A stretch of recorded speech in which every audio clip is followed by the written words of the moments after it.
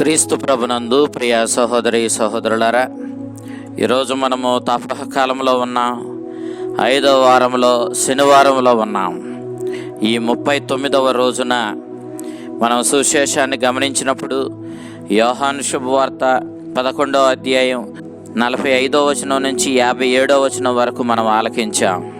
యోహాను శుభవార్త 11వ అధ్యాయంలో యేసుక్రీస్తు లాజరును మరణం నుండి మరలా ప్రాణం పోసి బయటకు తీసుకొచ్చినట్లుగా మనం చూస్తూ ఉన్నాం. అయితే ఈనాడు యేసుక్రీస్తు లాజరుకు ప్రాణం పోయడమే యేసుక్రీస్తు మరణానికి ముఖ్య కారణం అవ్వడం మనల్ని ఆశ్చర్యపరిచేటటువంటి అంశమే. మన అనుదిన జీవితంలో మనము చాలామంది గూఢచారులను చూస్తూ ఉంటాం. ఇక్కడ అంశాలు తీసుకువెళ్ళి అక్కడ అధికారులకు నాయకులకు చెప్పేటటువంటి వ్యక్తులు బోల్డంతమంది మనకు తారసపడుతూ ఉంటారు.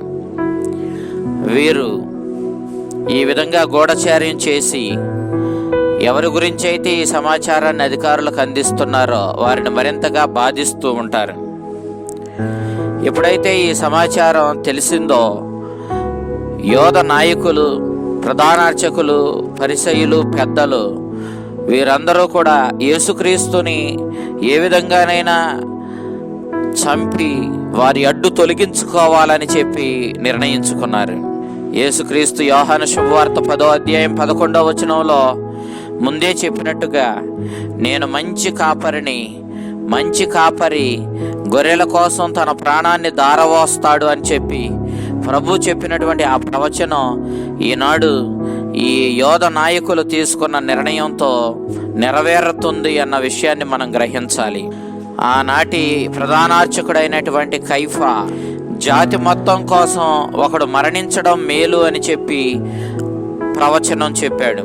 అతడు చెప్పినటువంటి ఈ ప్రవచనం అతడు ఎంత లోతైన భావంతో ఎంత గొప్ప సత్యాన్ని వెల్లడి చేస్తూ చెప్పాడో తానే గుర్తించకుండా అతడు ఈ ప్రవచనాన్ని చెప్పడం మనం చూస్తూ ఉన్నాం.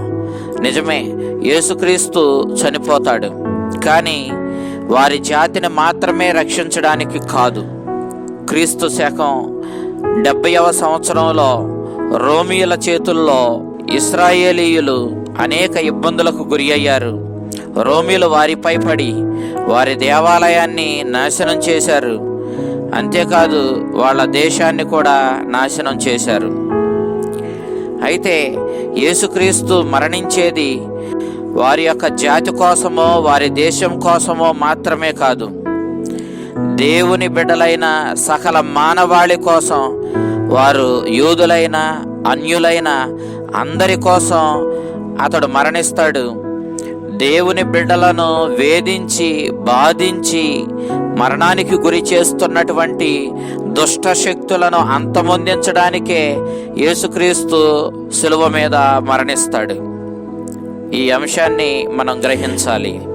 ఏ శక్తులు దేవుని బిడ్డలను బాధిస్తున్నాయి అని మనం చూస్తే, జాతుల మధ్య విద్వేషం, కులాల మధ్య గొడవలు, లింగ వివక్ష, ప్రాంతాల మధ్య గొడవలు, ఇవన్నీ కూడా దేవుని బిడ్డలను బాధిస్తూ ఉన్నాయి. యేసుక్రీస్తు ఈ దుష్టశక్తులన్నిటినీ అంతమొందించడానికి, తద్వారా మనుషుల మధ్య సఖ్యతను ఐక్యతను ఏర్పరచడానికి, దైవచిత్త ప్రకారం ఒకరి ఎడల ఒకరికి అభిమానము ప్రేమను పెంపొందించడానికి శిలువ మీద ప్రాణత్యాగం చేస్తాడన్న విషయాన్ని ఈనాడు యోహాను సువార్తకారుడు మనకు తెలియచేస్తూ ఉన్నాడు. యోధ నాయకులు యేసుక్రీస్తుని చంపాలని నిర్ణయించుకోవడం మాత్రమే కాదు, వాళ్ళు ఆయన్ని ఏ విధంగా చంపాలని కుట్రలు కూడా పన్నినట్లుగా మనకు 53వ వచనం మనకు తెలియచేస్తూ ఉంది. ఈ సందర్భంలో యేసుక్రీస్తు తాను మరణించే ఆ గడియ కోసం ఎదురు చూస్తూ అక్కడ నుండి మరలా నిర్జన ప్రదేశానికి తన శిష్యులతో సహా వెళ్ళిపోయాడు. యేసుక్రీస్తు శిష్యుల్లో యోధ ఇస్కారియోతు కూడా ఉండడం మనల్ని ఆశ్చర్యాన్ని కలిగిస్తుంది. యేసుక్రీస్తు యోధ ఇస్కరియోతుతో సహా శిష్యులను వెంటబెట్టుకొని ఎఫ్రాయిము అనేటటువంటి ఒక ఎడారి ప్రాంతానికి దగ్గరలో ఉన్న పట్టణానికి ఆయన వెళ్ళాడు. యేసుక్రీస్తు మొదటిగా సాతానుతో యుద్ధం చేశాడు. సాతాను శోధనలో పడిపోకుండా అతడు దానిని ఓడించాడు, దానిని బెదరగొట్టి పారద్రోలాడు. మత్తయి శుభవార్త 4వ అధ్యాయం 1వ వచనం నుంచి 11వ వచనం వరకు, మార్కు శుభవార్త 1వ అధ్యాయం 12వ వచనం నుండి 13వ వచనం వరకు, లూకా శుభవార్త 4వ అధ్యాయం 1వ వచనం నుంచి 13వ వచనం వరకు మనం చూస్తాం. కానీ ఈసారి సాతాను బయట నుండి కాదు, ఈనాడు తన శిష్యుల బృందంలో ఒకటిగా చేరి యోధ ఇస్కరియోతులోనికి ప్రవేశించి ఇప్పుడు యేసుక్రీస్తును శోధిస్తూ ఉంది. నిజంగా సాతాను చేత ఆవరింపబడినటువంటి, యేసుక్రీస్తును అప్పగించడానికి కుట్రలు చేస్తున్నటువంటి యోధ ఇస్కరియోతును వెంటబెట్టుకొని యేసుక్రీస్తు తిరిగాడంటే నిజంగా యేసుక్రీస్తు యొక్క మనస్సును మనం అర్థం చేసుకోవాలి. మనల్ని ఆశ్చర్యపరిచేటటువంటి అంశం ఇది. మనల్ని చాలా కుతూహలానికి గురి చేస్తుంది. ఏ విధంగా ఆయన యోధ ఇస్కరియోతును తన వెంట పెట్టుకొని తిరిగాడు అనేది మనకి చాలా ఆశ్చర్యాన్ని కలిగిస్తుంది. అయితే మనం ఎలా కుతూహల పడుతూ ఈ అంశం గురించి ఆలోచిస్తున్నామో, అలాగే పాస్కా పండుగకు వచ్చినటువంటి భక్తులు యేసుక్రీస్తు ఆ పండుగకు వస్తాడా, యెరూషలేములో అతడు కనపడతాడా అని చాలా కుతూహలంగా ఎదురు చూస్తూ ఉన్నారు. అందుకే వాళ్ళు కూడా ఆయన పండుగకు రాడా, లేక వచ్చాడా, వస్తే ఎక్కడ ఉన్నాడు అంటూ ఒకరిని ఒకరు ప్రశ్నలు వేసుకున్నారు. ఆశ్చర్యం కలిగిస్తూ క్రీస్తు వారికి తరువాత ఆ దేవాలయంలో ప్రజలతో మాట్లాడుతూ కనిపించడాన్ని మనకి యోహాను సువార్తకారుడు తెలియచేస్తూ ఉన్నాడు. యోధ నాయకులు యేసుక్రీస్తుని బంధించే ఉద్దేశంతో ఆయన ఎక్కడున్నా మాకు తెలియచేయాలని చెప్పి ఒక శాసనాన్ని ప్రకటించారు. ఈ శాసనానికి ప్రతిస్పందించిన యోధ ఇస్కరియోతు యేసుక్రీస్తుని అప్పగించడానికి కుట్రలు చేసినట్లుగా మనం చూస్తూ ఉన్నాం. నూతన నిబంధన యొక్క ముఖ్యమైన మూల సందేశం ఇదే. దేవుని బిడ్డలు చెల్లాచెదురై ఉన్నారు. ఇలా చెల్లాచెదురై ఉన్నటువంటి దేవుని బిడ్డలనందరినీ మరలా ఐక్యపరచడం కోసమే లోకరక్షకుడు దైవకుమారుడైన యేసుక్రీస్తు ఈ లోకానికి వచ్చాడు. ఈ విషయాన్ని వేరు స్వార్థకారులు వేరు రీతుల్లో వివరించారు.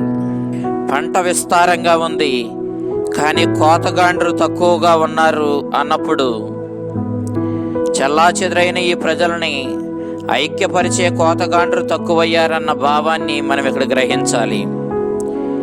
అదేవిధంగా నేను ద్రాక్షావల్లిని, మీరు తీగలు అని చెప్పి యోహాను శుభవార్త 15వ అధ్యాయం 1వ వచనం నుంచి 8వ వచనం వరకు మనం ఆలకించినప్పుడు, ఏ తీగ అయితే ద్రాక్షావల్లితో ఉంటుందో, కాండంతో ఉంటుందో అది ఫలిస్తుంది, కాండంతో లేని తీగ ఎండిపోయి నిప్పుల్లోనికి పారవేయబడుతుందన్న ఈ భావంలో ఈ చెల్లాచెదురైనటువంటి ఈ దేవుని బిడ్డలనందరినీ ఐక్యపరచి ఒకే త్రాటి మీదకు తీసుకుని రావడానికే క్రీస్తు లోకానికి వచ్చాడన్న భావాన్ని మనం చూస్తాం. అదేవిధంగా సముద్రంలోనికి విసరబడినటువంటి పెద్ద వలను మనం చూసినప్పుడు ఆ వల అన్ని రకాల చేపలను తనతో వెంటబెట్టుకొని తీసుకుని రావడం చెల్లాచెదురైన దేవుని బిడ్డలని ఐక్యపరిచి ఒక త్రాటి మీదకు తీసుకొచ్చే భావాన్ని వెల్లడి చేస్తుంది. అదేవిధంగా యేసుక్రీస్తుని సిలువ వేసినప్పుడు ఆ సైనికులు ఆయన అంగీని చింపివేసి ముక్కలుగా చేయడానికి ఇష్టపడలేదు. వాళ్ళు దీనిని మనం చింపవద్దు, అదృష్టపు సీట్లు వేసుకుందామని చెప్పి 19వ అధ్యాయం 23-24 వచనాలలో వారు అనుకోవడం కూడా చెల్లాచెదురైనటువంటి దేవుని యొక్క బిడ్డలనందరినీ ఐక్యపరచడానికే క్రీస్తు లోకానికి వచ్చాడన్న భావాన్ని వెల్లడి చేస్తూ ఉంది. ఈ విధంగా యేసుక్రీస్తు చెల్లాచెదురైనటువంటి దేవుని బిడ్డలని ఐక్యపరచడానికి వచ్చాడని యోహాను సువార్తకారుడు ఈనాడు మనకు 52వ వచనంలో మనకు తెలియచేస్తూ ఉన్నాడు. కాబట్టి నూతన నిబంధన వచ్చిందే దేవుని బిడ్డలని ఐక్యపరచడానికి. అందుకే మనము అపోస్తల కార్యాలు 2వ అధ్యాయము 43వ వచనం నుంచి 47వ వచనం వరకు మనం చూసినప్పుడు ఆదిమ క్రైస్తవులు ఏ విధంగా ఐక్యమై జీవించారో మనం చూస్తాం. ప్రతి ఒక్కరికి దేవుని సందేశం ఆలకించిన తరువాత భయం కలిగింది. విశ్వసించిన వీరందరూ కలిసి సమిష్టిగా జీవించుచు తమకు కలిగిన దానిలో అందరూ పాలు పంచుకొనుచు తమ స్థిర చరాస్తులను అమ్మి అందరకును వారి వారి అక్కర్లను బట్టి పంచిపెట్టుచు వారు ప్రతిదినము కూటముగా దేవాలయములో కలుసుకొనుచు తమ ఇండ్లలో అందరూ కలిసి రొట్టెను విరుచుచు సంతోషము వినయము గల హృదయాలతో భుజించుచు దేవుని స్తుతించుచు జీవించారని అపోస్తుల కార్యాలు 4వ అధ్యాయము 32వ వచనంలో విశ్వాసుల సంఘము ఒకే మనస్సుతోనూ ఒకే హృదయముతోనూ జీవించుచుండెను. వారికి చెందిన ఆస్తిపాస్తులను ఇది నా సొంతము అని ఎవడనూ చెప్పుకొనుట లేదు. వారికి ఉన్నదానిని అందరూ పంచుకొనుచు జీవించుచున్నారని మనకు దేవుని వాక్యం తెలియచేస్తూ ఉంది.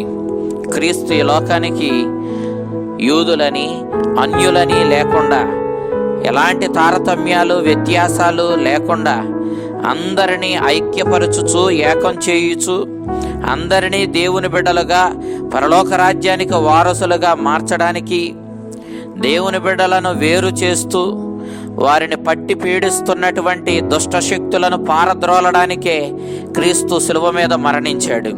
ఈ విధంగా క్రీస్తు మనందరినీ కూడా దేవునితో ఐక్యపరుస్తున్నాడు. పరలోక రాజ్యానికి మనల్ని వారసులుగా చేస్తున్నాడు.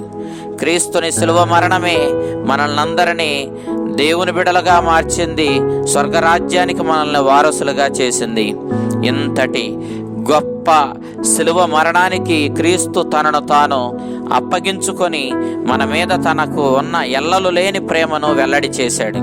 ఆ కారుణ్యమూర్తి కృపామయుడు మన కోసం ప్రాణత్యాగం చేయడానికి యెరూషలేమునకు ఇష్టపూర్తిగా మన మీద ప్రేమతో వెళ్ళినటువంటి కృపామయుడు తన ప్రేమను, తన రక్షణానుగ్రహాలను మనకి, మన కుటుంబాలకు నిండుగా ఇచ్చి మనల్ని సర్వదా కాచి కాపాడునుగాక. ఆమేన్.